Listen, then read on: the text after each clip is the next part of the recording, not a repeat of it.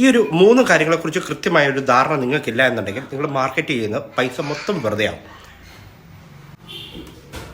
ഒന്ന്, മാർക്കറ്റിംഗ് എന്ന് പറയുന്നത് എപ്പോഴും ക്ലാരിറ്റിയെ വെച്ചിട്ടാണ്. ഓക്കെ, ക്ലാരിറ്റി എന്ന് പറഞ്ഞു കഴിഞ്ഞാൽ നമ്മൾ പറയുന്ന ഒരു വീഡിയോ ആണെങ്കിലും റീലാണെങ്കിലും നിങ്ങളൊരു പ്രോബ്ലത്തിനെ സോൾവ് ചെയ്യുന്ന രീതിയിലായിരിക്കണം.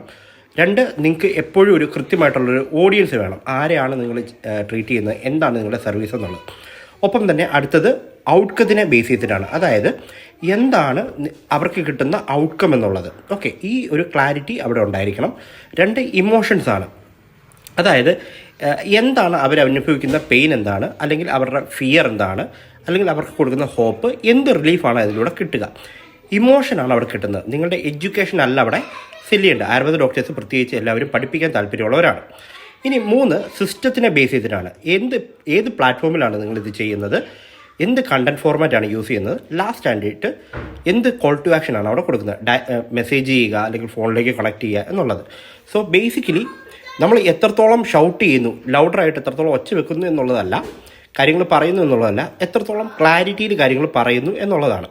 സോ ഈ വീഡിയോ ഇഷ്ടപ്പെട്ടെങ്കിൽ ലൈക്ക് ചെയ്യുക, സേവ് ചെയ്യുക. നിങ്ങളുടെ ഏതെങ്കിലും ഒരു സ്ട്രഗിൾ ചെയ്യുന്ന ഒരു ആയുർവേദ ഡോക്ടർക്ക് ഇത് സെൻഡ് ചെയ്ത് കൊടുക്കുക. താങ്ക്